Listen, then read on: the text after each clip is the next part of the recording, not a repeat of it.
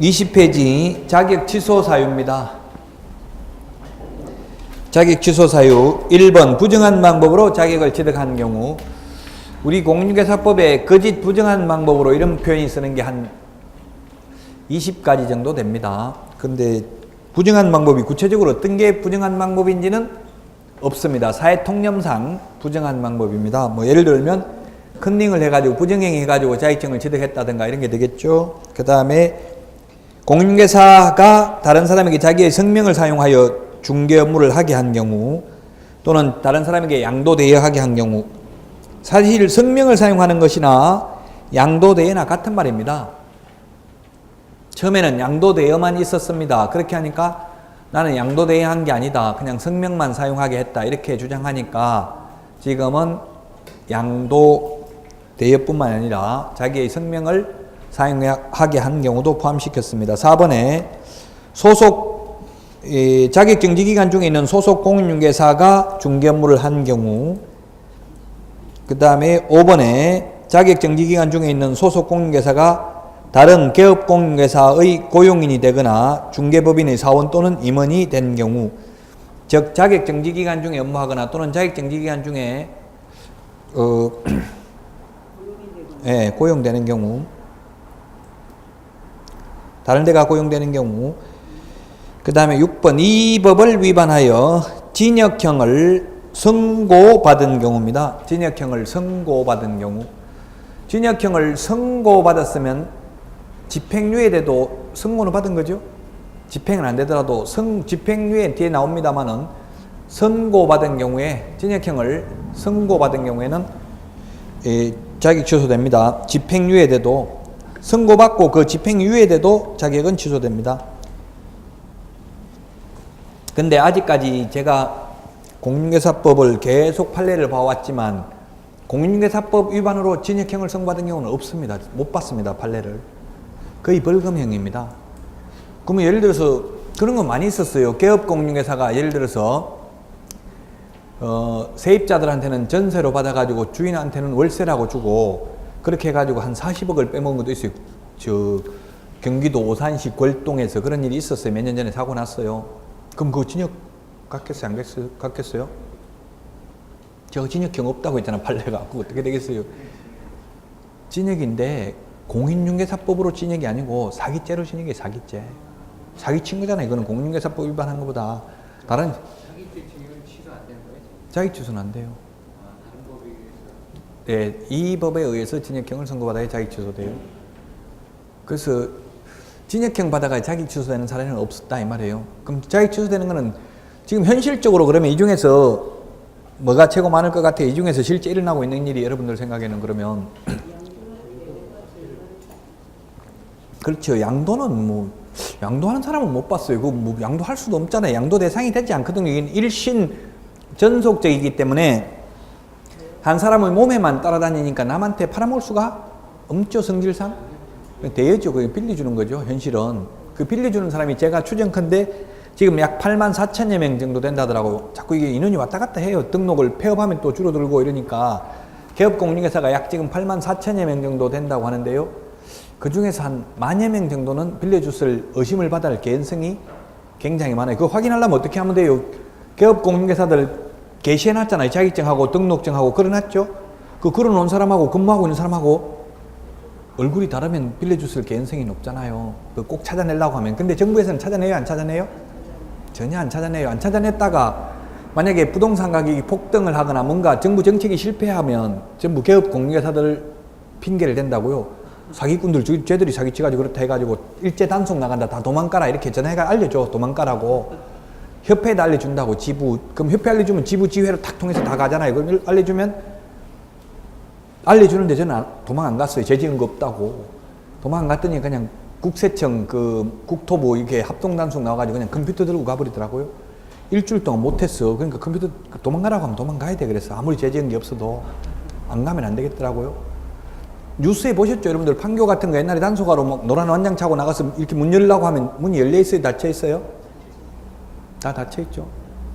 그 귀신들입니까? 다 연락받고 도망간 거 아니에요? 그건 단속하러 간다고. 현실은 그렇다는 이야기예요.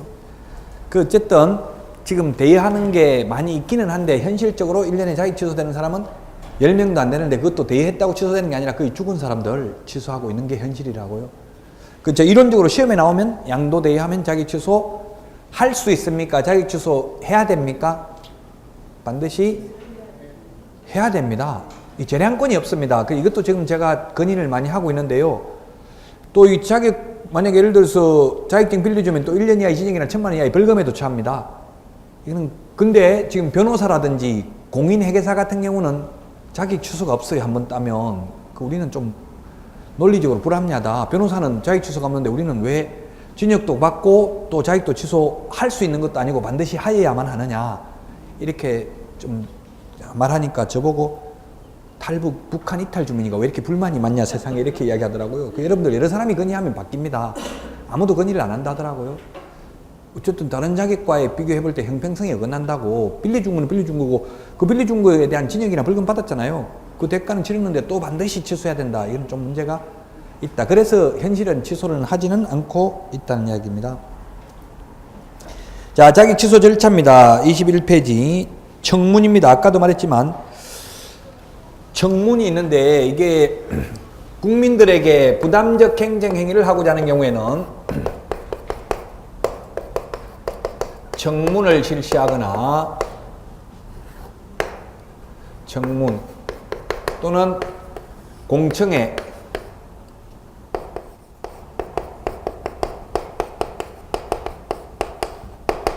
공청회 또는 의견 진술기회 이 셋 중에 하나는 부여하라고 행정절차법에 규정되어 있습니다. 국민들에게 부담적 행정행위를 하고자 하는 경우에 이 셋 중에 하나를 거쳐야 됩니다. 그러니까 새로운 법률을 만들 때에도 공청회를 해야 됩니다. 개정할 때는 안 해도 되지만. 그래서 지금 뭐 공무원 연금 뭐 개정한다고 바꾼다고 지금 공청회 하려고 하다 다 무산되고 이런 말 나오죠 뉴스에. 공청회라는 건 뭐냐면 공개적으로 듣는 모임이 공청회예요. 여러 사람 모여가지고 이제 공청회 뭐 예를 들어서 공무원 연금 개혁안에 대한 공청회 하겠다 이렇게 하면 어떻게 하냐면 주제 발표한단 말이에요. 찬성하는 쪽 반대하는 쪽 주제 발표하면 여러 사람 듣고 있다가 질의하는 거예요. 그게 그렇게 깎으면 어떻게 되냐 막 이렇게 따지고 하는 게 그게 공청회예요. 공개적으로 듣는 게 공청회죠. 그래서 공청회라는 것은 불특정 다수에게 부담이 되는 행정행위를 하고자 하는 경우에 공청회를 합니다. 지금 공무원 연금을 개혁하면 그 공무원들 여러 사람이 피해를 보잖아요. 한 사람만 피해 보는 게 아니고. 또 예를 들면 특정 다목적 댐을 건설한다든지 법을 하나 제정을 한다든지 법을 만들면 국민들이 피해 봐요, 이익 봐요? 피해 본다고 봐야 되겠죠. 법이라는 거는 뭐 해야 된다, 하지 말아야 된다. 전부 다 구속하는 거잖아요. 뭐 간섭하는 거잖아요. 법을 만들면. 그러니까 여러 국민들이 피해를 본다고 자유가. 그래서 법을 제정할 때도 공청회를 해야 돼요. 공개적으로 듣는. 그런데 우리 공인중개사법에서는 공청회 하는 건 하나도 없습니다. 이건 공법에 있어, 공법. 공법은 여러분들 배우는 공법은 여러 사람들을 위해서 있는 거잖아요. 공법은 뭐 예를 들어서 어떤 용도 지역 지구 구역을 만들면 그 여러 국민들이 그걸 제약을 받잖아요. 무슨 지역 뭐 예를 들어서 개발 제한 구역으로 지정돼 버리면 그 개발 제한 구역에서는 개발을 못 하잖아요. 그래서 공법에는 공청회가 있는데 공인중개사법에는 다 개인들에게 자격 취소하면 취소당한 개인만 피해 보죠. 그래서 공인중개사법에는 공청회는 없다고요. 자, 그러면 이 청문이라는 건 들을 청 들을 문인데 이거는 취소할 때만 자격 취소, 등록 취소, 지정 취소 취소할 때만 취소 세계에만 공청회를 청문을 합니다. 이게 공인중개사법에 청문을 하고 안 하고는 규정되어 있고요. 그럼 의견 진술 기회를 주어야 한다는 말은 공인중개사법에는 없지만 행정절차법에 국민에게 부담적 행정행위를 하고자 하는 경우에는 이 셋 중에 하나를 거쳐야 되니까 자격정지, 업무정지 이런 거 할 때는 의견 진술 기회를 부여하여야 합니다. 그래서 아까 자격 취소할 때는 청문, 그 다음에 자격 정지할 때는 의견 진술 기회를 부여해야 되는데 이거는 사무소 관할 시도지사가 하고요. 자격 취소 또는 자격 정지 처분 자체는 교부한 시도지사가 한다고 말씀드렸어요.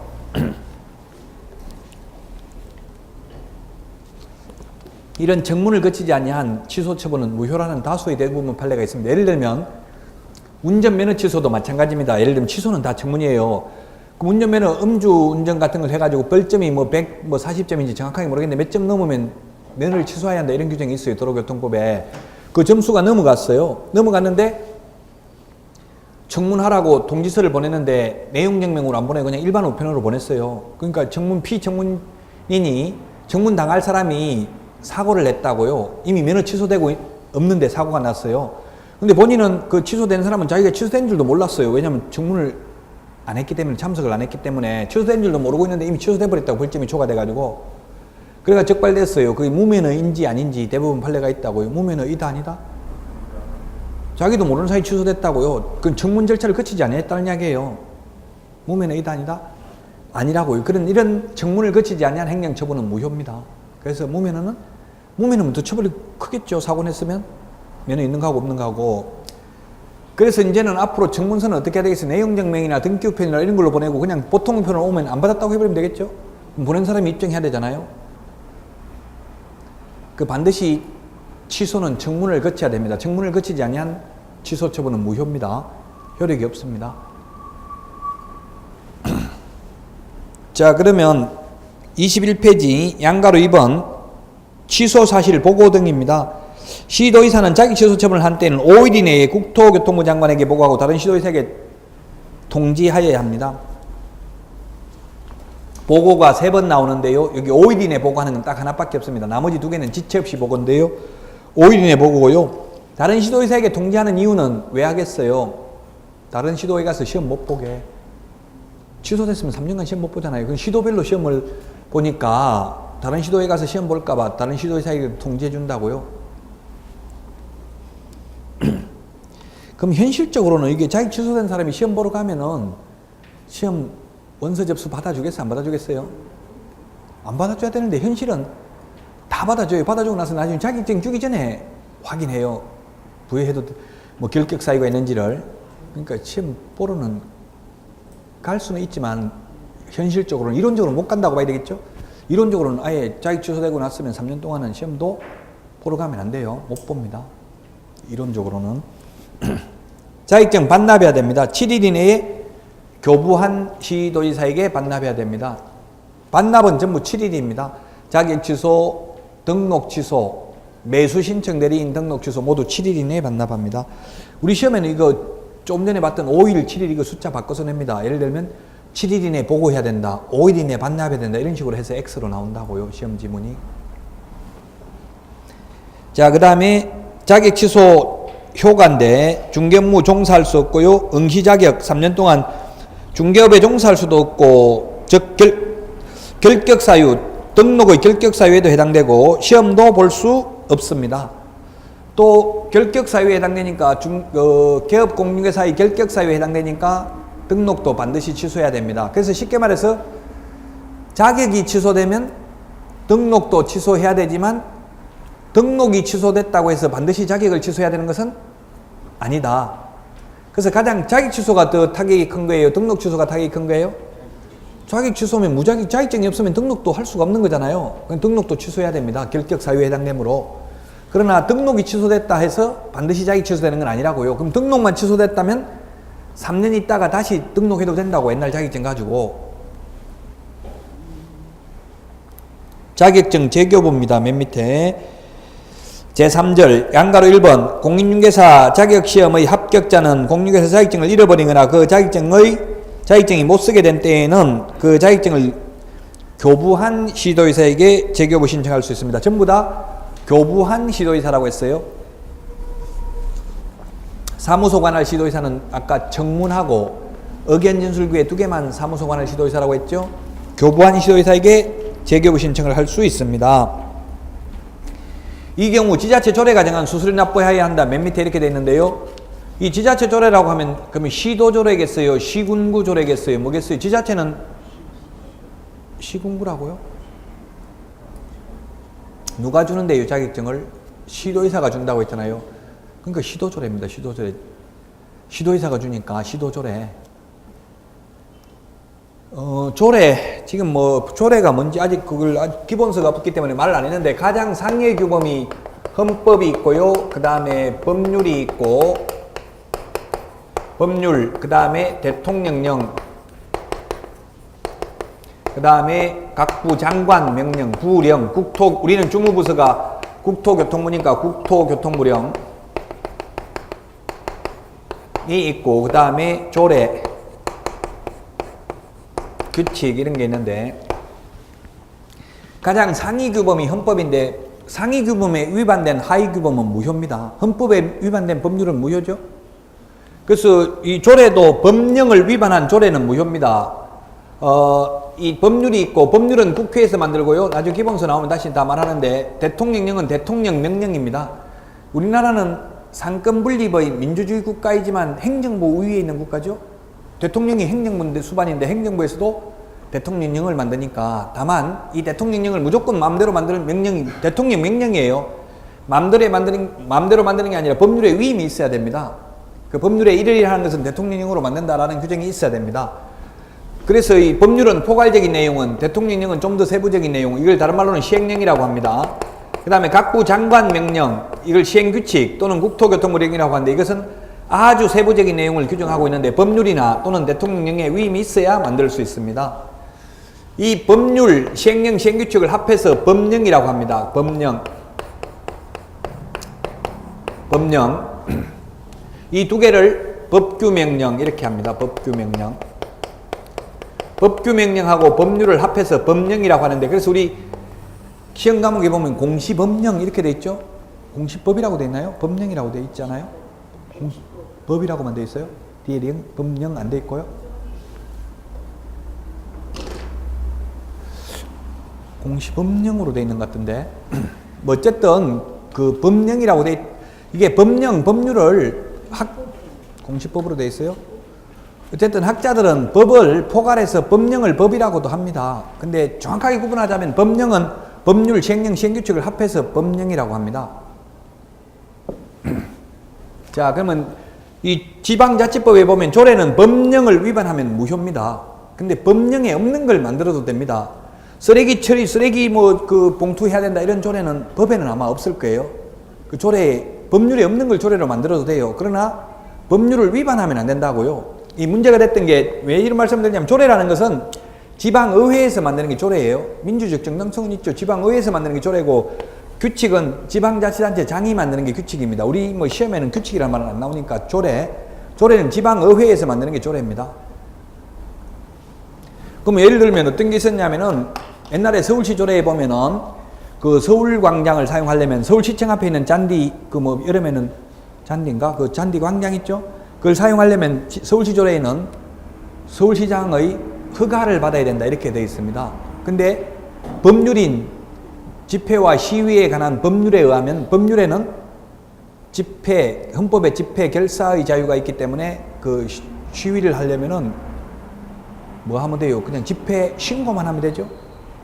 신고라는 것은 행정청이 무조건 수리해야 되는 게 신고고, 허가라는 것은 허가권자가 허가를 안 내줄 수도 있는 거죠? 그래서 그게 약간 논란의 대상이 됐었어요. 즉, 조례가 법령을 위반했다 이렇게 해서 논란의 대상이 됐다고. 법령에는 즉 집회와 시위에 관한 법률은 신고만 하면 되는데, 조례가 허가받도록 함으로써 논란의 대상이 됐었다고요. 옛날 그 오세훈 시장 할 때 약간 논란의 대상이 됐었어요. 학자들 사이에. 이런 조례는 법령을 위반하면 안 됩니다. 법령을 위반한 조례는 무효입니다. 지금 조례가 정한다 이런 말이 나왔기 때문에 말씀드리는데, 시도의사가 자격증을 주니까 시도조례라고. 시도조례. 우리 중개수료도 지금 시도조례로 돼 있잖아요. 중개수료도 시도조례라고요. 시도조례 대신에 시군구조례 이렇게 하면 X예요. 근데 공법에서 건폐율, 용적률 이런 거는 시군조례를 보죠. 시군조례. 시군조례면 뭐겠어요? 지금은 좀 전에 시도조례라고 했는데, 시군조례. 건폐율, 용적률. 예를 들어서 공법에 있는 건폐율, 용적률은 시군조례를 봐야 돼요. 그럼 뭐예요? 시군조례는 구가 없잖아, 구가. 그러면 서울은 노원구조례가 아니라 서울시조례 봐야 돼요.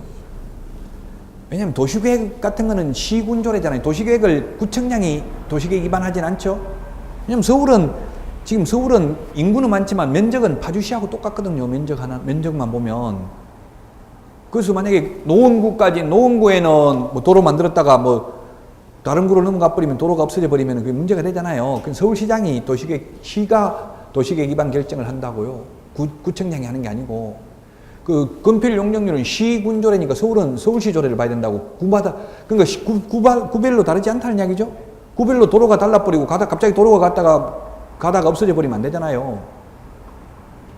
시군조례라고 하면 서울특별시 일반시 군조례를 말하고 즉 구조례는 해당되지 않는다는 뜻이에요. 자, 조례가 뭔지만 지금 개략적으로 말씀드린 거예요. 자, 그래서 자격증을 재교부할 때는 시도 조례가 정한 수수료 납부해야 됩니다. 처음에 자격증을 줄 때는 수수료 낼까요, 안 낼까요? 맨 처음에 합격했을 때 자격증 줄 때는 교부할 때는 수수료 안 내고요. 재교부할 때만 수수료 냅니다. 자격증은 처음 교부는 합격하면 공짜로 자격증 줍니다.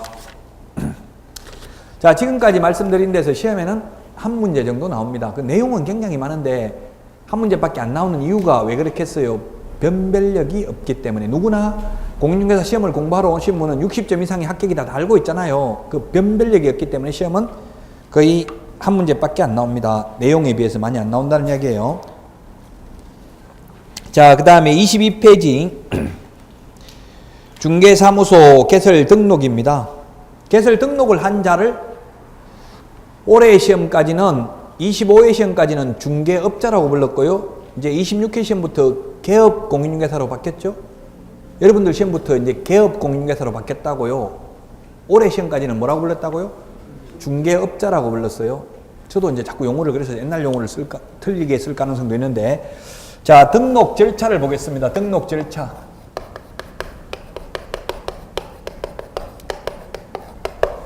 지난 시간에 이야기했어요. 그 신고와 허가가 있고 그 중간 단계에 있는 규제가 등록이라고 했어요. 즉 신고는 하면 무조건 수리해야 되는 게 신고고 허가를 안 내줄 수 있는 게 허가라고 했어요. 근데 등록은 그 중간 단계에 있는 규제인데 신고보다는 까다롭고 허가보다는 더 완화된 건데요. 그래서 신고와 같은 점은 무조건 등록을 해줘야 되는 점은 같습니다. 다만 신고는 신고 요건이 간단한 데 비해서 등록은 등록 요건이 까다롭습니다. 자격증을 취득해야 됩니다. 그 지금 세무사, 법무사, 변호사, 의사, 약사, 한의사, 변리사 다 등록하고 있어요. 등록제입니다. 우리 공인중개사도 등록제입니다.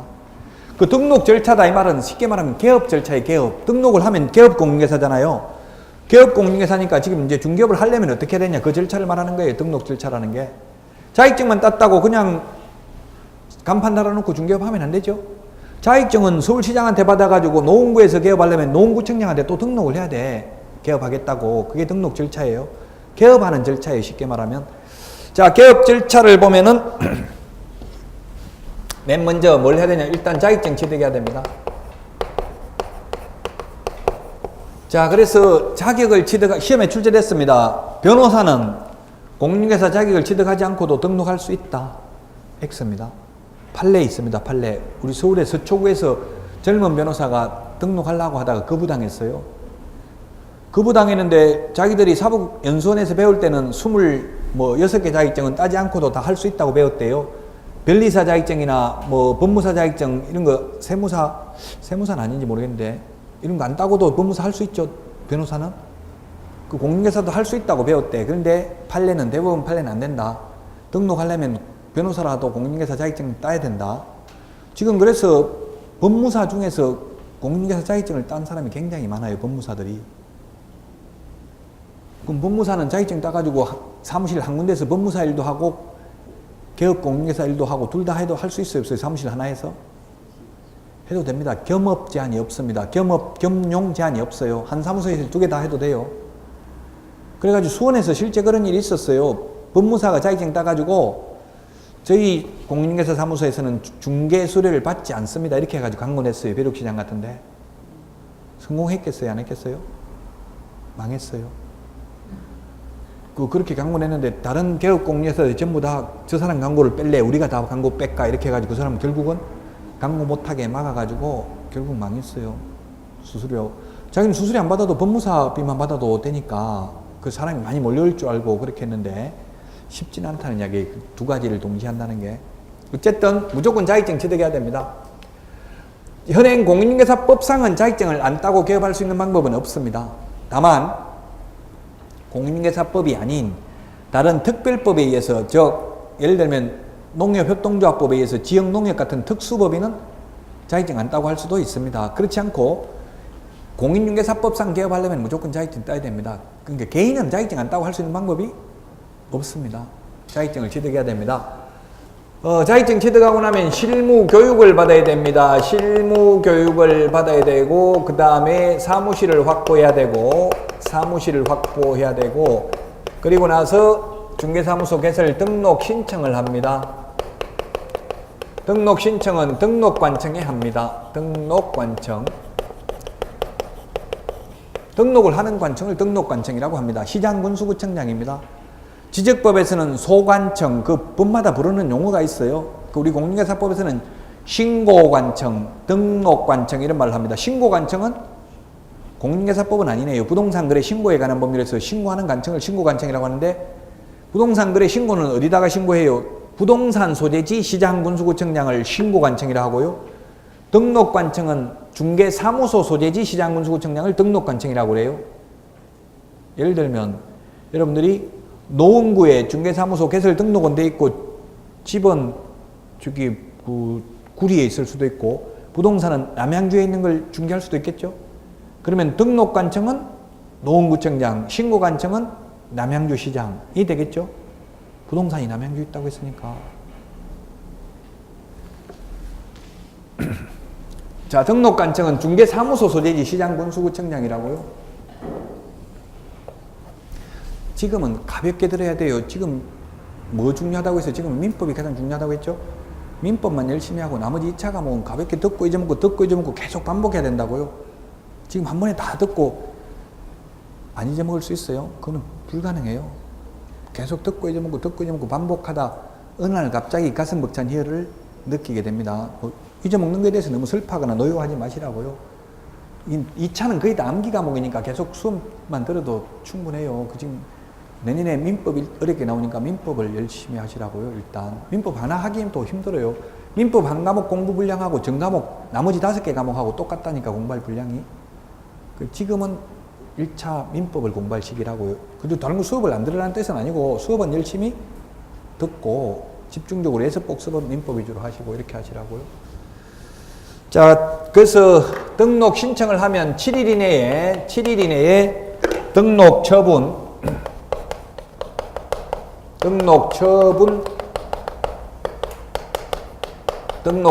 및 통지를 합니다. 통지 받았다고 해서 곧바로 중개 업무를 할 수 있는 게 아니고 등록증을 교부받아야 됩니다. 등록증을 교부받고 나면은 업무를 개시합니다. 업무 개시. 등록 처분이 있은 날로부터 업무 개시는 3개월 이내에 업무 개시해야 됩니다. 이때 손해배상을 보장하기 위한 보정 설정도 해야 됩니다. 그리고 등록 신청한 날로부터 업무 개시 전까지 중개사무소에서 사용할 인장, 도장을 등록해야 됩니다. 그러나 등록증 교부나 인장 등록이나 모두 다 등록증 받고 나서 업무 개시 전에 할 수 있는 게 아니라 등록증 받기 전에 다 해야 됩니다. 왜냐하면 등록증에 등록된 도장을 찍어야 되니까. 그러나 법조문에는 전부 업무 개시 전에 보정 설정하라고 돼 있고 업무 개시 전에 인장 등록하라고 돼 있습니다. 법에는. 근데 시행규칙까지 본다면 업무 개시 전이만, 구체적으로 본다면 등록증 교부 전까지 인장 등록 하셔야 됩니다.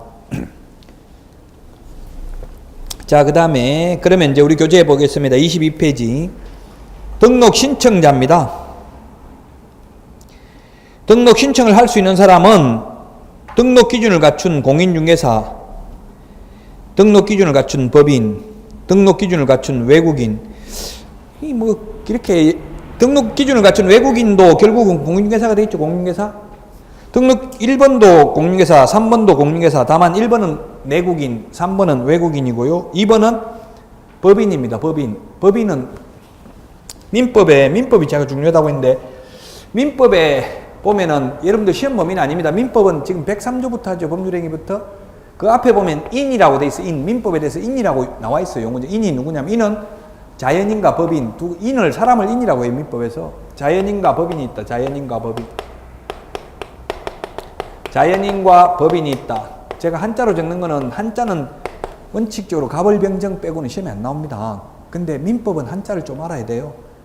왜냐면 한글로 안 돼 있고 민법만 일본식 한자로 돼 있어요. 1958년도 한자로. 나머지 과목은 전부 한글로 돼 있어요. 그래서 이해가 가. 무슨 말인지. 민법은 통정, 의표시 뭐 이런 용어 자체가 쓰는 말이 아니죠 지금. 그래서 민법이 어려워요. 시간도 많이 걸리고. 자연인은 뭐냐면 숨을 쉬는 사람이 자연인입니다. 자연 그대로 있는 자연인입니다. 그 쉽게 말하면 우리 지금 사람이 자연인이죠. 법인은 뭐예요? 법적으로 사람이죠. 법적으로 사람. 법적으로 사람이 법인입니다. 그래서 법적으로 사람인데 법적으로 사람이 되려면 어떻게 해야 되냐면 공시 방법을 갖춰야 돼. 공시 방법. 공시가 뭐예요? 공적인 장부에 공개 표시하는 게 공시죠. 공시 방법을 갖춰야 되는데 그게 뭐냐면 바로 법인 설립 등기입니다. 법인 설립 등기해야만 법인이 되고요. 법인 설립 등기 안 된 법인을 그럼 뭐라고 그러냐면 우리는 비법인 사당, 권리 능력 없는 사당, 총류, 문중, 종중 땅 이런 게 등기 안 돼 있는 법인이에요. 권리 능력이 없어요. 자연인은 출생과 동시에 권리 능력이 있다고요. 권리 의무의 주체가 될 수 있어요. 근데 법인은 등기해야만 권리 의무의 주체가 될 수 있어요. 그 등기된 법인은 법인세를 내죠. 자연인은 주민세를 내잖아요. 주민이라는 이유로, 사람이라는 이유로. 법인은 사람이라는 이유로 법인세 내잖아요. 양도소득세 안 내고 법인은 법인세 내죠. 개인은 양도소득세 내고 법인은 법인세 내요.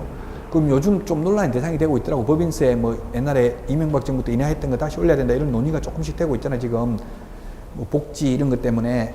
어쨌든 그럼 용어 법인이라는 법인세 이렇게 말이 나오면 법인은 법적으로 사람이에요. 그리고 우리 일반적으로는 회사죠. 회사. 법인이라는 말도 나오면 그래서 여기 지금 무슨 법인이 등록 기준을 갖춘 법인. 법인도 대표자는 반드시 공인중개사해야 돼요. 그 결국은 자격증 안 따고 할 수 있는 방법은 없다. 다만 그게 외국법인도 뭐 다 마찬가지고 5번과 같이 한국자산관리공사 등 특수법인이라는 말은 무슨 말이냐면 공인중개사법이 아닌 다른 특별법에 의한 법인을 특수법인이라고 그래요. 지금 이게 우리 책에는 다 없어서 그런데 일반법, 특별법이라는 게 있어요. 일반법, 특별법을 구분하는 실익은 서로 다툼이 생겼을 때 일반법과 특별법이 다툼이 생기면 특별법 우선의 원칙에 의해서 특별법을 먼저 적용하죠. 그럼 예를 들면 우리 공인중개사법에서는 등록해야 된다 이렇게 돼 있어요.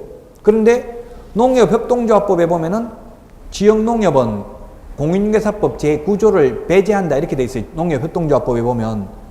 그럼 등록 안 해도 된다 이 말이에요. 그러면 우리 부동산 중개와 관련해서는 공인중개사법이 일반법이고 농협협동조합법이 특별법이라고요. 그래서 이런 한국자산관리공사 마찬가지예요. 특별법이에요. 그래서 한국자산관리공사나 신탁업자 같은 경우에는 특별법에 의해서 자격증이 없어도 등록할 수 있다고요. 근데 여러분들 현실적으로는 특수법인이 지금 중개업을 하는 경우는 현실적으로 없거든요. 현실적으로 자격증 안 따고 이제 할 수 있는 개업할 수 있는 방법은 없어요. 뭐 1억을 돈이 들어가더라도 1억만 주면 자격증 공짜로 준다고 하면 아마 돈 1억 낼 사람 많을 거예요. 안 돼요. 무조건 자격증 따야 돼요. 지금 개업할 수 있는 방법은. 자, 등록 신청 제한입니다. 양가로 2번에 반가로 1번. 결격사유, 즉 개업공인중개사의 결격사유에 해당하는 자는 중개사무소 개설 등록을 신청할 수 없다. 결격사유가 12가지가 있어요. 조금 있다가 뭐 12가지가 나올 텐데 뉴스에 보니까 그런 게 나오더라고요. 뭐 유병헌 그 아들 호위무사인 박수경인가 여자분 재판부에 그렇게 했다고. 대학 교수가 꿈이기 때문에 제발 벌금형을 선고해 주시고 집행유예는 하지 말아달라고 간곡하게 요청했다더라고요.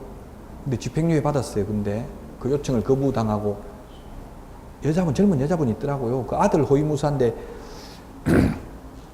실제로는 이번 재판은 그 법적으로만 본다면 사회적으로 지탄을 많이 받았기 때문에 실제 일반 형량보다는 무겁게 받은 경향이 있어요. 일반 다른 형법에 비추어서 워낙 사회적으로 지탄을 많이 받았기 때문에 사실 따지고 보면 호위무사가 뭔지 모르겠는데 그 데리고 다니고 경호해 줬다고 집행유예 받고 이런 거는 일반 사건에서는 거의 없거든요.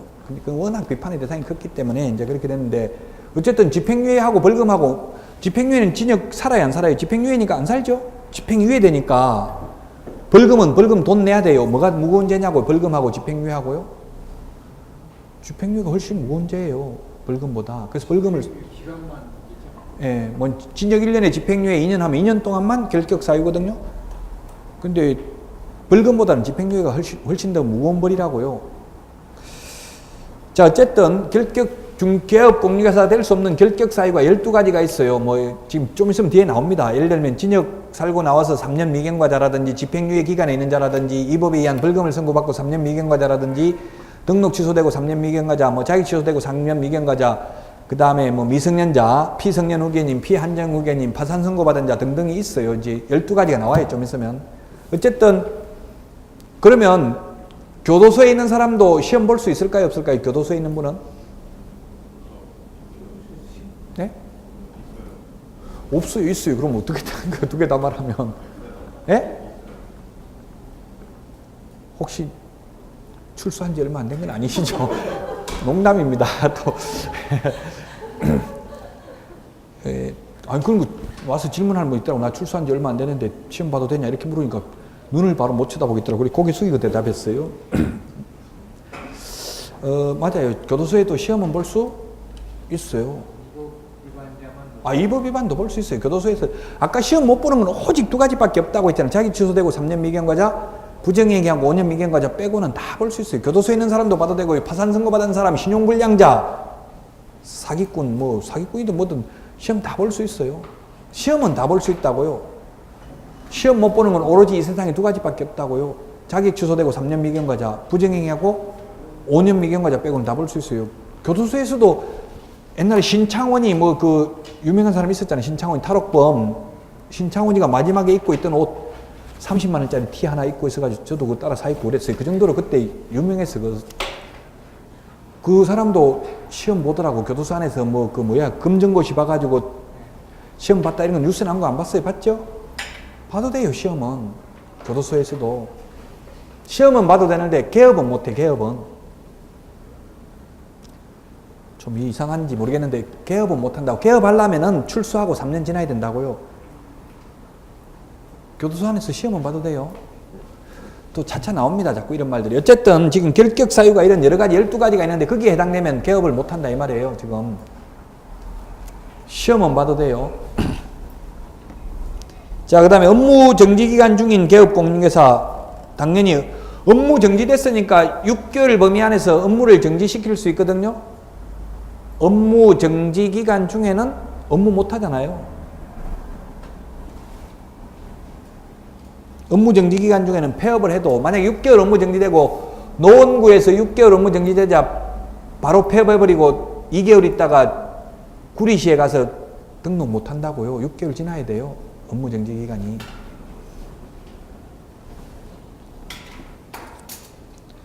(23페이지) 개설 등록 기준입니다.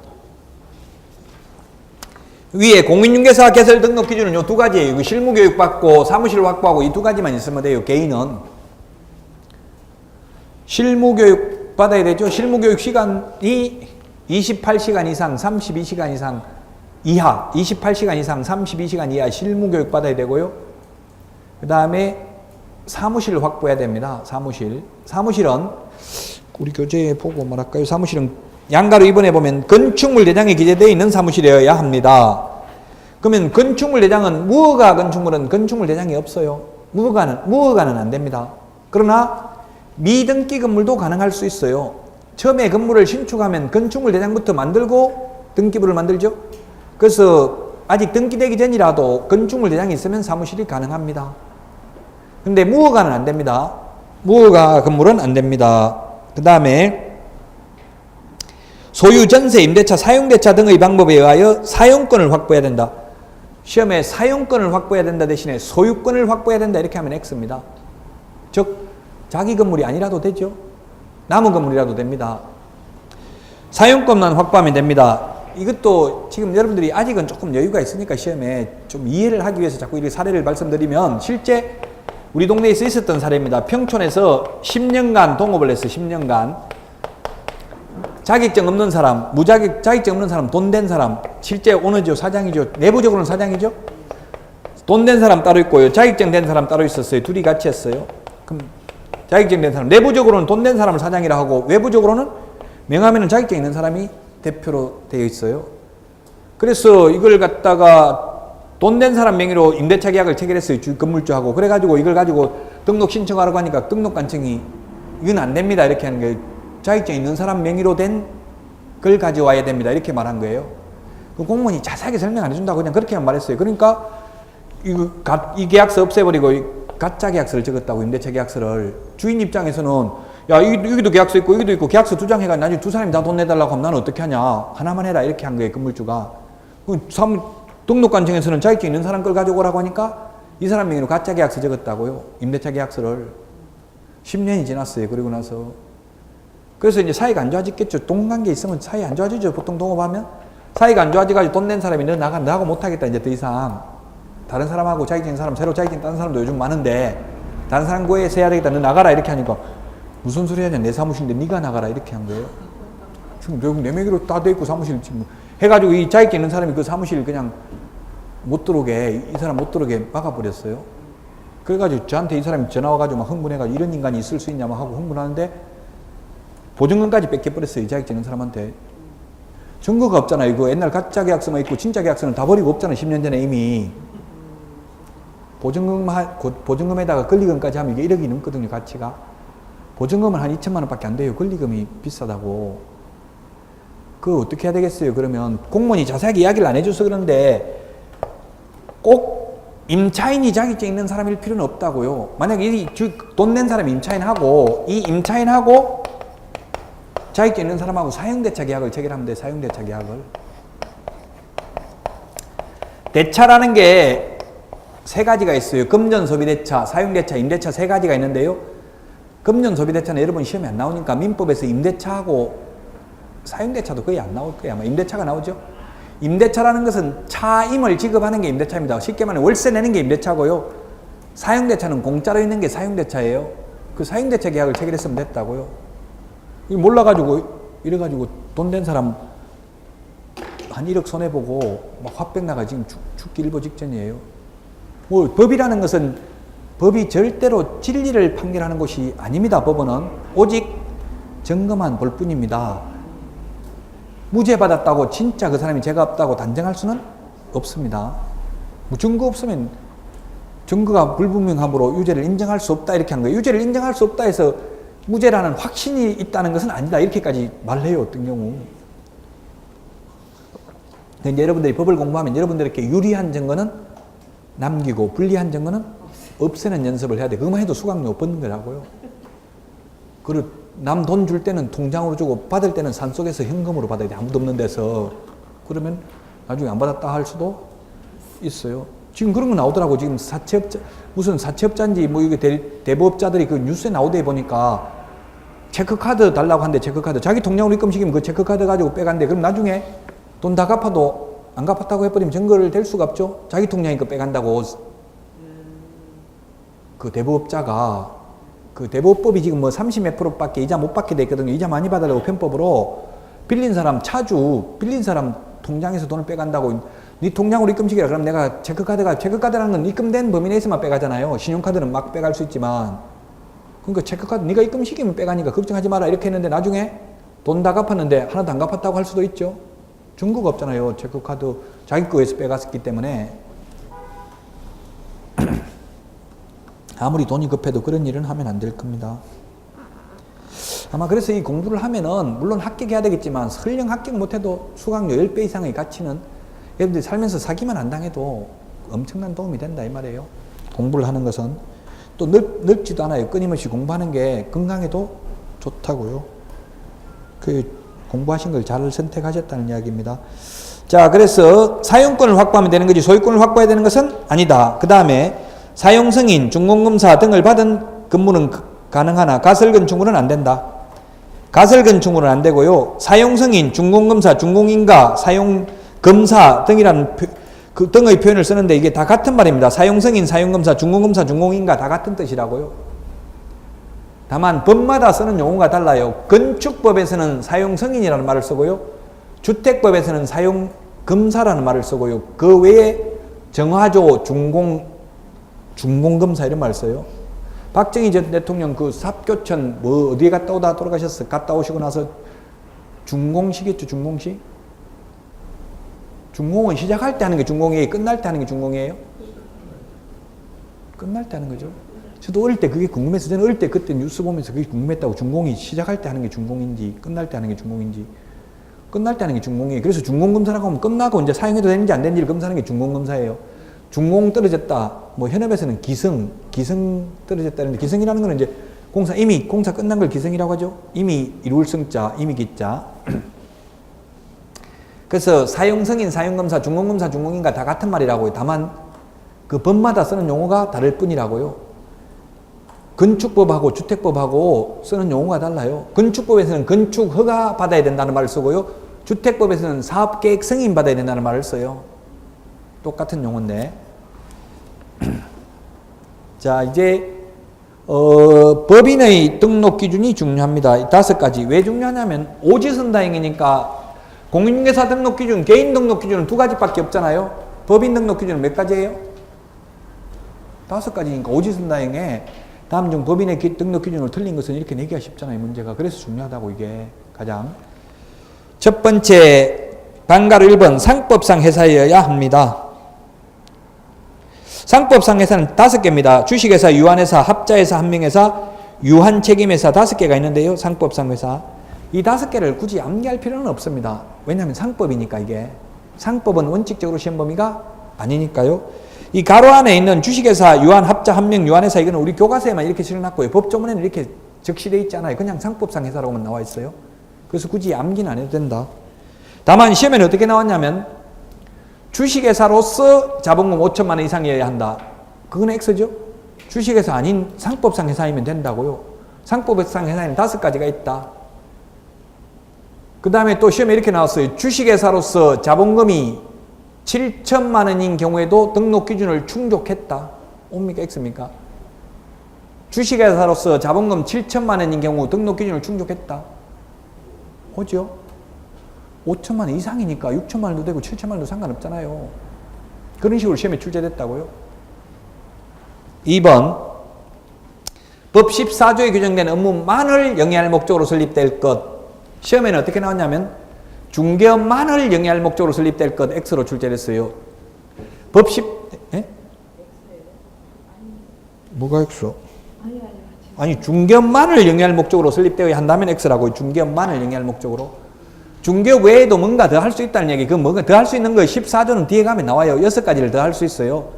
예를 들면 이삿짐 센터 알선이라든지 도배업체 소개라든지 경공매 매수 신청 대리라든지 컨설팅이라든지 분양대행이라든지 임대관리대행 이런 거 할 수 있어요. 주택상가. 그래서 중개업만을 영위할 목적으로 설립되어야 한다. X라고. 지금 현업에서 보면 중개업 말고도 이삿짐 센터 알선해주고 하잖아요. 해주죠. 현실적으로. 이삿짐 센터 알선하면 돈 받고 하잖아요. 이삿짐 센터 도배 이런 거 중개업을 하면 중개보수 외에도 들어오는 돈이 많아요. 법무사가 한 15만 원에서 25만 원 정도 줘요. 등기 알선하면.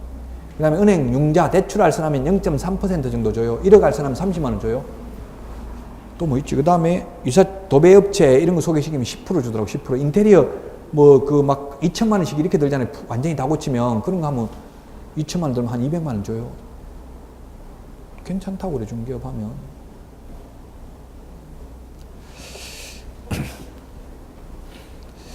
참 이게 안타까운 게 자격증만 따면 엄청나게 돈 벌 수 있는 사람은 잘 안 되고요. 따봐도 별로 크게 돈 못 벌 분들이 합격하고 이렇게 돼요. 현실은 그래요.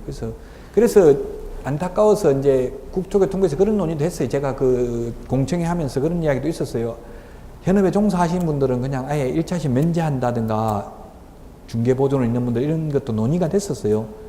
근데 그게 투명성이 이제 그걸 완벽하게 투명하게 할 수 있는 방법이 그럼 막 전부 다 가짜로 그냥 정만 올려놓고 그냥 보조는 근무한다 해놓고 면제되고 이럴 가능성도 많잖아요. 그 투명하게 관리하기가 어떻게 그 근무했는지 그 전부 다 가짜로 막 한 걸 입증하기가 투명성을 제고하기가 어렵다고 보고 그냥 무조건 시험 보게 한 거예요.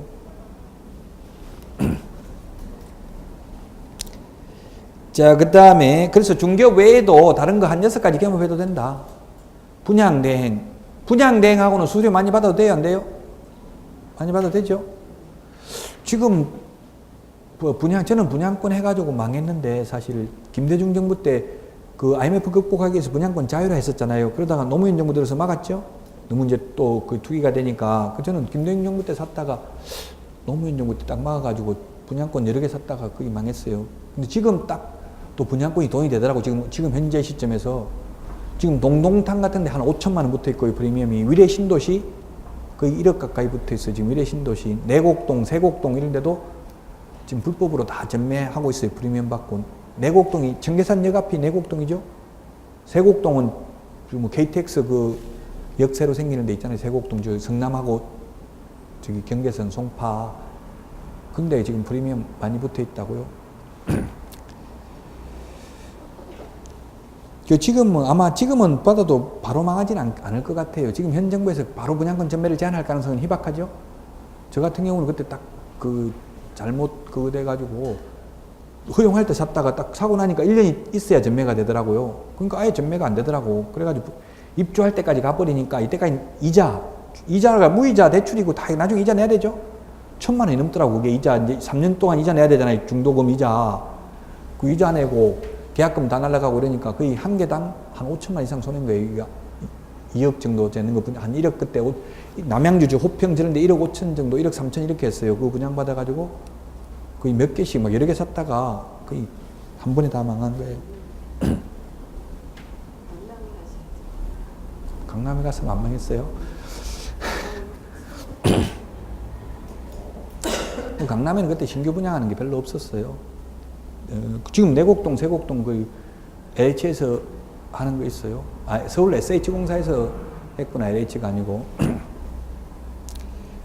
지금 전매가 그 LH에서 하는 거는 4년간 전매 제한이더라고요. 4년간 전매 제한인데 뭐라고 돼 있냐면은 4년간 전매 제한인데 소유권 이전 등기를 격려한 때에는 3년이 경과된 것으로 본다 이런 규정이 있어요. 근데 이거는 거의 다 지어놓고 분양을 하거든요. 그럼 지금 그때 몇 달 전에 분양했는데 바로 이제 내년 1월 1일부터 입주해요. 한 몇 달 만에 입주한다고 거의 다 지어놓은 상태에서 분양을 해요. 그럼 실질적으로 분양권 전매 제한이 1년밖에 안 되는 거죠. 1년밖에 안 되기 때문에 1년 되기 전에도 막 불법으로 전매가 되고 있더라고, 현실적으로. 지금은 올해 내년까지는 한번 분양권 투자하면은 실패는 거의 안 할 것 같아요. 돈 벌 수 있을 것 같아요.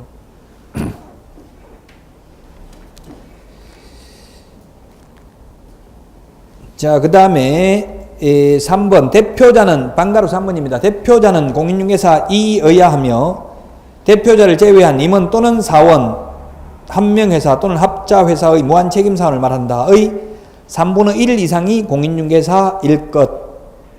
앞으로는 이거 바뀔 텐데요. 지금 현재는 무조건 공인중개사여야 됩니다. 이건 전부 다 왜 이렇게 규정을 두고 있냐면은 외국의 대형 법인이 우리나라 진출하는 것을 막기 위한 조치입니다. 이게 간접적으로. 원래 외국 뭐 세보로 이런 외국 회사들 이게 들어오면 전부 다 대표회사는 누가 하겠어요? 외국 사람이겠죠? 무슨 보험회사 이런 거 많이 들어와 있잖아요. 그 대표회사 다 누구냐고 외국 사람이에요. 근데 이건 우리는 대표자가 반드시 공인중개사라고 돼 있으니까 지금 외국 사람이 순수한 외국 사람이 자격증 딴 사람이 없거든요. 대표자가 될 수 없잖아요. 그럼 우리나라 사람 대표자 맡겨야 되잖아요. 그럼 대표자가 모든 정보를 다 가지고 있는데 맡길라 하겠냐고 남은 나라 사람한테. 외국 법인이 못 들어오게 하는 거라고 이게 간접적으로. 그래서 지금 미국에서 이걸 폐지하는 걸 요구하고 있기 때문에 아마 곧 폐지될 거예요. FTA가 이제 정식 발효되면 지금 발효되는데 5년간인가 유예기간이 있었죠. 그 이제 몇 년 안 남았어요. 지금 벌써 미국하고 FTA 체결한 지 벌써 한 2, 3년 됐잖아요. 앞으로 한 2, 3년만 더 있으면 이제 완전 개방된다고 부동산 시장이 전면. 그때 되면 바뀔 거예요. 그럼 지금은 반드시 공인중개사 해야 됩니다. 대표자가. 외국 법인 못 들어오게 이렇게 막아 놓은 거라고요. 왜냐면 외국인이 자격증을 딴 사람이 없기 때문에 현재는. 그 다음에 대표자를 포함하는 게 아니고 제외한 임원 또는 사원의 3분의 1 이상이 공인중개사이어야 한다. 많이 완화한 거예요. 3분의 1로. 옛날에는 과반수였어요. 지금 3분의 1이에요. 그러면 대표자 빼고 나머지 3분의 2는 공인중개사가 아니라도 되죠. 그 취지는 뭐라고 했냐면 국토부에서는 감정평가사, 공인회계사, 변호사, 법무사 등 관계 전문가를 자격증이 없어도 임원으로 영입하여 그 국민들에게 서비스를 제공하기 위해서 이렇게 바꾼다 이렇게 취지를 밝혔어요. 그 자격증이 없어도 된다고 대표자. 자, 그러면 총 임원이 만약에 임원이 2명 최소한 이 법에 의하면 우리 공인중개사법에 의하면 임원은 최소한 2명 이상은 돼야 됩니다. 상법에는 자본금 10억 미만인 경우는 이사 1인으로도 주식회사 설립할 수 있어요. 한 명 이사로도. 근데 우리 공인중개사법엔 2명 이상은 돼야 돼요. 왜 그러냐면은 대표자는 공인중개사이어야 하며 대표자를 제외한 임원 또는 사원의 3분의 1 이상이 공인중개사여야 되는데 이 규정에 의해서 즉 만약에 한 명도 가능하다면 뭐라고 해야 됐어요? 다만 대표자 1인인 경우에는 그러하지 아니하다 이런 단서가 있어야 되겠죠? 1인인 경우는 3분의 1 이상이 공인중개사여야 된다 이런 규정이 따로 없어도 되잖아요. 그러니까 최소한 2명은 돼야 돼. 그러면 임원이 총 2명이 있다면 공인중개사가 몇 명이 돼야 되냐고요. 법인의 임원이 2명이라면 공인중개사는 몇 명 이상이 돼야 돼요? 대표자 포함해서 임원이 2명이라면 대표이사를 포함한 임원이 총 2명이라면 공인중개사가 몇 명 이상 해야 되냐고요. 1명 이상 해야 된다. 2명 이상 해야 된다. 뭘 규정을 보고 대표자는 공인중개사이어야 하며 대표자를 제외한 임원 또는 사원의 3분의 1 이상이 공인중개사이어야 한다는 규정을 보고 이걸 답하시라고요. 임원이 대표사를 포함한 총 임원이 2명이라면 공인중개사가 몇 명 이상 해야 되냐고요. 한 명 손 들어봐요. 한 명. 2명이라고? 한 명 손 들으라고 그래. 손 들어보시라고. 손. 틀렸어요. 2명 다 공인중개사 해야 돼요. 저희 대표 2명 중에 1명 대표자는 공인중개사 해야 되죠? 그 다음에 나머지 3분의 1 이상이 공인중개사 해야 되잖아요. 한 명을 모가지를 잘라가지고 3분의 1로 나눌 수 있어요? 없어요? 못 나누니까 한 명 다 공인중개사 해야 돼. 사람을 3분의 1로 쪼갤 수는 없잖아요. 한 명 다 공인중개사 해야 된다고. 그래서 결론 둘 다 공인중개사 해야 돼요.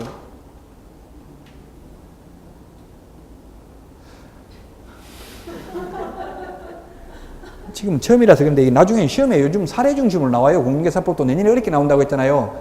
이 법조문이 나오는 게 아니라 사례로 나온다고 풀어가지고 그럼 총 임원이 10명이다. 대표이사를 포함해서 공인중개사가 몇 명 이상 해야 되냐 이렇게 나온다고. 3명 X 대표이사 공인중개사 나머지 9명 3분의 1 이상 공인중개사 9명이 3분의 1이면 3명이죠? 총 4명 해야 되죠? 이제 알겠어요? 지금 2번 다 틀렸으니까? 네? 하나 더 해야 알겠다고? 이제 알겠어? 이런 식으로 사례 중심으로 나옵니다. 지금 공인중개사법 시험도. 자, 그 다음에 4번 임원 또는 사원 전원 및 분사무소 책임자가 실무교육을 받아야 된다. 전부 다 실무교육 받아야 됩니다. 그 다음에 5번에 건축물 대장에 있는 사무실을 확보해야 되는 것은 똑같습니다. 모든 사무소, 개인 사무소든 분사무소든 법인 사무소든 똑같습니다. 사무소 기준은. 그 사원하고 임원하고 우리 공인중개사법에서 사원하고 임원은 같아요? 달라요? 사원하고 임원이 같냐고 다르냐고요?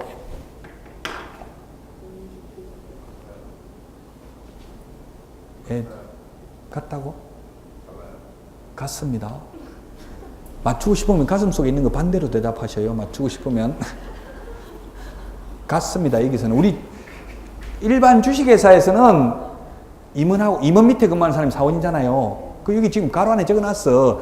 사원 해가지고 뭐라고 했냐면 한 명 합자 회사의 무한 책임 사원을 말한다. 이하 2조에서 같다 이렇게 돼 있어요.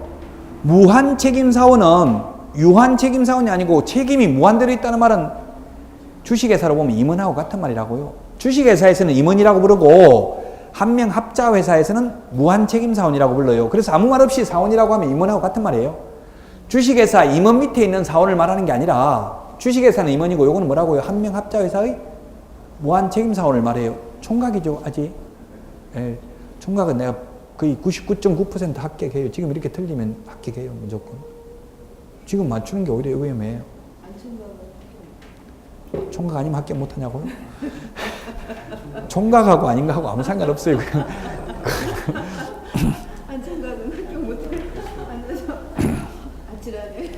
자, 그 등록 기준까지 봤습니다. 그 밑에 23페이지 등록 및 업무 개시 절차는 쉬었다가 하겠습니다.